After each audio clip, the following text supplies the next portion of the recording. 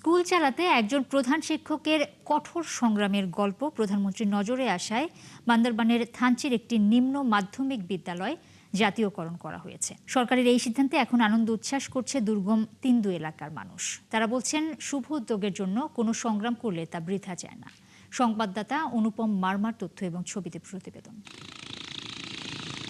বান্দরবনের সাঙ্গু নদীর তীরে 2020 সালে একটি পরিত্যক্ত টিনশেড ঘরে যাত্রা শুরু হয় তিন্দু বিদ্যালয়ের পাঠ কার্যক্রম। তখন এটি ছিল তিন্দু গ্রুপিং পাড়া সরকারি প্রাথমিক বিদ্যালয়। বিদ্যালয়ে নতুন বহুতল পাকা ভবন নির্মিত হলে স্কুলের সব কার্যক্রম নতুন ভবনে স্থানান্তরিত হয়। পড়ে থাকে পুরনো ভাঙাচোরা টিনের ঘর। সেই পরিত্যক্ত ঘরে জোড়াতালি দিয়ে শুরু হয় নিম্ন মাধ্যমিক বিদ্যালয়ের শ্রেণী কার্যক্রম। আমাদের প্রধানমন্ত্রী, এই বর্তমান সরকার শিক্ষামন্ত্রী, তিনি আমাদের এই যে নিম্ন মাধ্যমিকে বিদ্যালয়টাকে তিনি সরকারি জাতীয়করণ করার জন্য তিনি ঘোষণা দিয়েছেন। এই নিম্ন মাধ্যমিক বিদ্যালয়ের বেতন ও অন্যান্য খরচ জোগাড় করতে ছুটির দিনে নৌকা চালাতেন থানচি তিন্দু নিম্ন মাধ্যমিক বিদ্যালয়ের প্রধান শিক্ষক বামুং খিয়াং মিংলেন।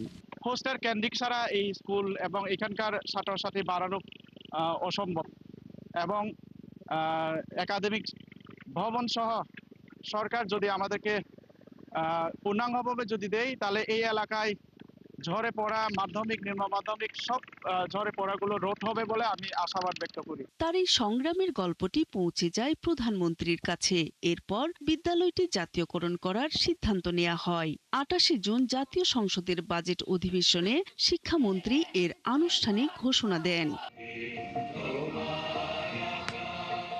তবে দীর্ঘ 6 থেকে 7 বছর ধরে বিনা বেতনে দায়িত্ব পালন করা শিক্ষকরা শঙ্কা করছেন, জাতীয়করণের কঠোর শর্তের কারণে তাদের অনেকেই বাদ পড়তে পারেন। স্কুলের শুরু থেকে আমরা যেহেতু কষ্ট করে আসি, না খেয়ে না দিয়ে আমরা বাচ্চাদেরকে এলাকার স্বার্থে আমরা পাঠদান করে আসছি।